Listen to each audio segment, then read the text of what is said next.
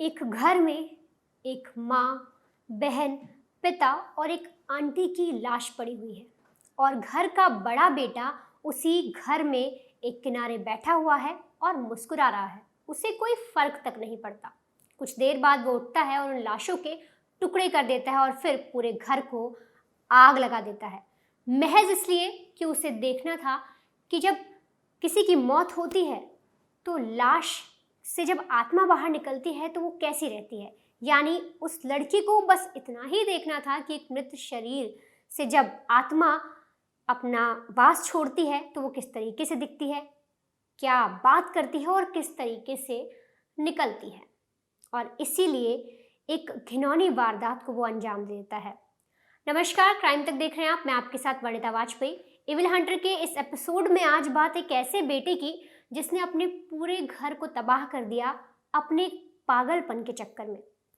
ये पूरी जो वारदात है, ये पूरी जो खबर है, ये केरल के तिरुवनंतपुरम में नाथनकोडू गांव से है। दरअसल वहां पर एक रिटायर्ड प्रोफेसर जिनका नाम राजा थंकन है, वो रहा करते थे। उम्र थी 60 साल।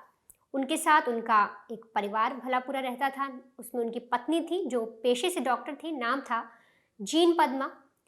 उनका बेटा 30 साल का केडल जीनसन, और तो और उनके साथ उनकी बेटी रहती थी कैरोलिन, और साथ ही 70 साल की एक उनकी रिलेटिव थी, वो भी उनके साथ रहती थी, जिनका नाम ललिता था। अब जो प्रोफेसर साहब थे राजा थंकन, वो अपने बच्चों को एक बड़ा आदमी बनाना चाहते थे, पैसे वाला बनाना चाहते थे और चाहते थे कि मेरे बच्चे एक रेप्यूटेटेड काम करें। इसके लिए वो अपने बच्चों को पढ़ने के लिए ऑस्ट्रेलिया भेजते हैं, डॉक्टरी की पढ़ाई करवाते हैं। दोनों बच्चों को भेज देते हैं। वहाँ पर जो केडल है यानी उनका बेटा और जो उनकी बेटी कैरोलिन है, दोनों पढ़ाई करते हैं। लेकिन कुछ समय बाद जो कैरोलिन है उसकी पढ़ाई पूरी हो जाती है और वो वापस केरला आ जाती है। लेकिन अभी भी जो कैडल है उसकी पढ़ाई पूरी नहीं होती है। वो ऑस्ट्रेलिया में ही रहता है और लगातार अपने दोस्तों के साथ कॉलेज जाता है, लेक्चर्स अटेंड करता है, जो प्रैक्टिस कराई जाती हैं वो भी करता है, प्रैक्टिकल्स भी होते हैं। और इसी दौरान उसको कुछ बीमारी हो जाती है। दरअसल उसे भूतों में इंटरेस्ट आ जाता है, आत्मा में इंटरेस्ट आ जाता है। धीरे धीरे वो ऐसी ऐसी बातें करने लगता है अपने दोस्तों से भी। तो उसके दोस्त कभी कभार उसे बोलते हैं कि शायद ये कुछ ज़्यादा ही पढ़ाई कर रहा है, इस वजह से इसके दिमाग पर असर हो रहा है।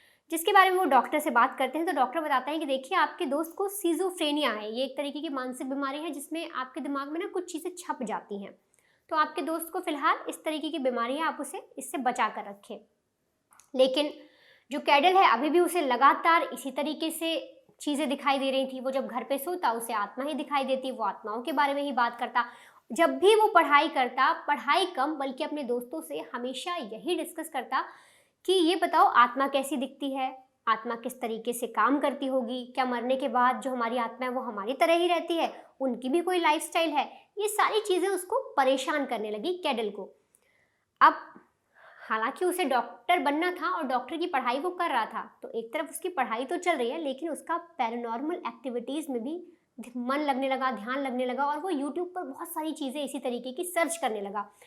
मतलब उसका एक मेन कॉन्सेप्ट था कि उसे ये समझना था कि आत्मा कैसी है, आत्मा आकर मुझसे बात करे, मैं आत्माओं से बात करना चाहता हूँ, मैं उसमें एक्सपर्ट बनना चाहता हूँ। अब ये सब होने के बाद अपना एग्ज़ाम देता है, डॉक्टरी क्लियर करता है और वापस आ जाता है केरला। केरला आने के बाद वो कॉलोनी में बहुत से लोगों से मिलता है, लेकिन जो लोग थे आसपास के उससे कैडल का बिहेवियर कुछ खास अच्छा नहीं लगता। यानी पड़ोसियों की बात करें अगर, तो पड़ोसियों को कैडल जब वापस आता है वहाँ से तो कुछ सही नहीं लगता। कई बार पेरेंट्स को इस बारे में वो लोग बोलते भी हैं पड़ोसी कि आपका बेटा बहुत चुप चुप रहता है, ठीक से बात भी नहीं करता, कोई वजह है, कोई परेशानी है। पेरेंट्स इस पर इतना गौर नहीं फरमाते। अब इंडिया आने के बाद, अपने घर आने के बाद भी कैडल लगातार भूतों से रिलेटेड जितनी किताबें हैं वही पढ़ रहा था, सारी रिसर्च कर रहा था, ये पता लगाने की कोशिश कर रहा था कि आखिर भूतों की उत्पत्ति कैसे होती है, किस तरह से एक आत्मा जन्म लेती है। उसका मेन कॉन्सेप्ट ही उसे यही समझना था कि वो आत्माओं के बारे में जितना ज़्यादा जान सकता है जान ले। और यहाँ पर इंडिया आने के बाद तो उसने पैरानॉर्मल एक्टिविटी करना भी शुरू कर दिया।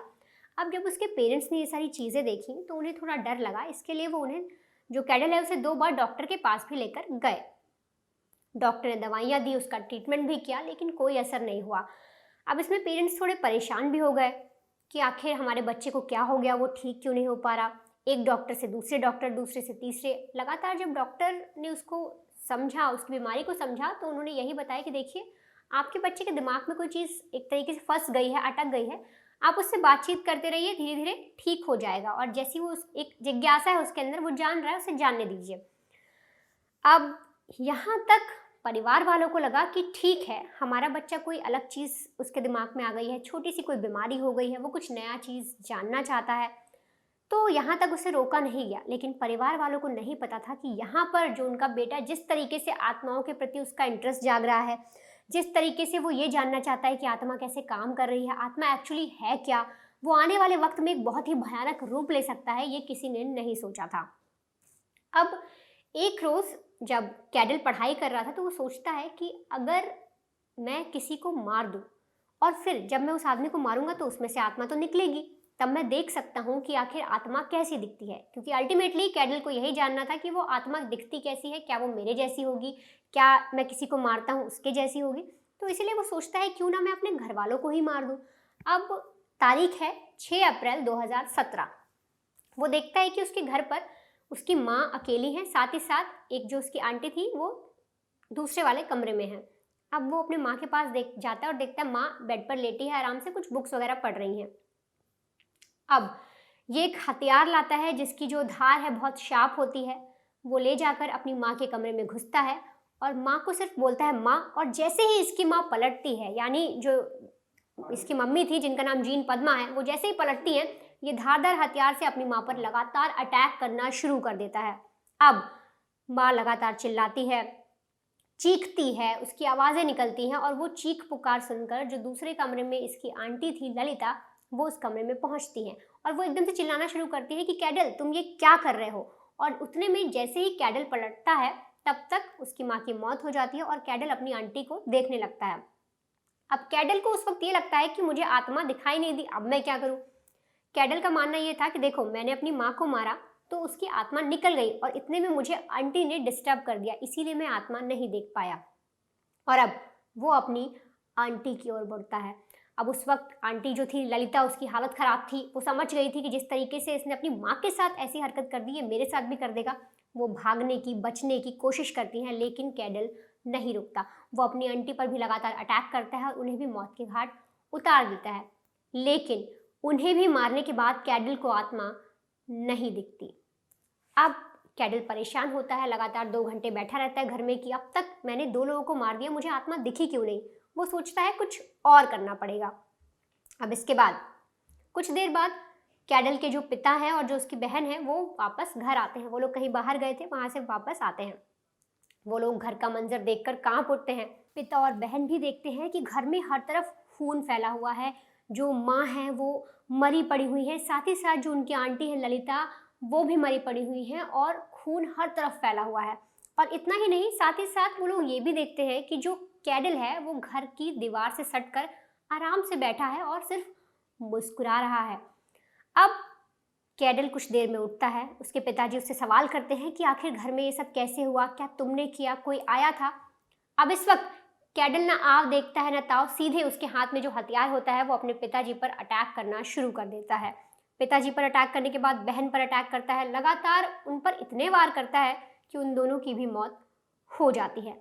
लेकिन अपने पिता को मारने के बाद, अपनी बहन को मारने के बाद भी कैडल को आत्मा नहीं दिखती। अब इसके बाद कैडल परेशान होता है। वो सोचता है कि उसने कोई गलती कर दी या फिर जो आत्मा है वो उससे नाराज हो गई, इसीलिए उसे दिखी नहीं। अभी भी उस लड़के को ये समझ नहीं आ रहा कि उसने कितनी बड़ी गलती की, अपने पूरे परिवार का उसने खात्मा कर दिया। लेकिन कैडल यही सोच रहा है कि शायद आत्मा उससे नाराज है, इसलिए आत्मा उसे दिखाई नहीं दी इतने लोगों को मारने के बाद भी। अब 6 अप्रैल को कैडल इस पूरी वारदात को अंजाम देता है। घर में बैठा रहता है, 7 तारीख को बैठा रहता है, 8 को भी बैठा रहता है, लेकिन 9 तारीख को अचानक उन लाशों से बदबू आना शुरू होती है। अब अपने पिता, अपनी माँ, अपनी आंटी, बहन को मारने के बाद कैडल 3-4 दिन तक उसी घर में बैठा रहा, हंसता रहा, कोई उसको फर्क नहीं पड़ रहा था। लेकिन 9 अप्रैल को जब घर से लाशों से बदबू आनी शुरू हुई तो कैडल डर गया। उसे लगा कि अब लोग मुझ पे शक करेंगे या मुझे पकड़ लेंगे, मेरे साथ कुछ गलत हो जाएगा, इसलिए वो लाशों को पहले काटता है, उनके टुकड़े करता है, फिर पूरे घर को आग लगा देता है और वहाँ से फरार हो जाता है। अब जैसे ही घर में आग फैलती है, हर तरफ अफरा तफरी मचती है। मोहल्ले वाले देखते हैं कि अरे घर में आग लग गई, कोई है नहीं, अंदर लोग हैं कि नहीं है। फ़ौरन पुलिस को बुलाया जाता है। जब तक पुलिस पहुंचती है, वो फायर ब्रिगेड पहुंचती है, तो वो लोग देखते हैं कि घर एक तरीके से ज़्यादा मात्रा में आग लग चुकी है। अंदर जो लोग होंगे, पुलिस कहती है कि शायद वो मर चुके होंगे। अब आग बुझाई जाती है, अंदर जब जाया जाता है तो देखते हैं कि लाशों के ना टुकड़े पड़े होते हैं। अब ऐसे में पुलिस कहती है कि देखिए, अगर आग से घर वाले मरे होते तो ना उनकी बॉडी के टुकड़े नहीं होते। अब यहाँ पर मुझे टुकड़े दिखाई दे रहे हैं, यानी कि किसी ने पहले इन्हें मारा है, फिर इनकी लाश को टुकड़े करने के बाद घर में आग लगा दी है। इन्वेस्टिगेट होता है, पड़ोसी से पूछा जाता है, तो पड़ोसी बताते हैं कि इतने लोगों की फैमिली रहती थी, एक बेटा था, वो थोड़ा हमें साइको लगता था, पागल लगता था, और ऐसे ऐसे उसके बिहेवियर थे। पुलिस समझ जाती है कि हो ना हो ये काम बेटे का है। डॉक्टर से पूछताछ की जाती है। डॉक्टर भी ये बताते हैं कि हाँ, उस लड़के को हमारे पास लेके आया गया था, वो थोड़ा आत्मा वात्मा पर रिसर्च कर रहा था। अब पुलिस वाले फौरन केडल को अरेस्ट करते हैं, उसको पकड़ते हैं, उससे पूछताछ की जाती है, तो वो सारी चीज़ें कबूल कर लेता है, लेकिन मुस्कुराता ही रहता है। वो यही बोलता है कि देखो, मुझे सिर्फ आत्मा देखनी थी, मुझे इन सब से कोई परवाह नहीं, कौन मरा कौन नहीं। सीधे तौर पर वो साफ तौर पर जो भी उसने किया, उसको उस बात का कोई भी बहुत अफसोस हो रहा हो, उसे ऐसी चीज़ें लग रही हो कि मैंने कितना बड़ा अपराध कर दिया, अपने ही पूरे परिवार को खत्म कर दिया, बल्कि वो मुस्कुरा रहा था। और तो और जब उसे कोर्ट ले जाया गया, तब भी वो सिर्फ मुस्कुरा रहा था, और अपने इस पागलपन के चक्कर में उसने अपने पूरे परिवार को खत्म कर दिया।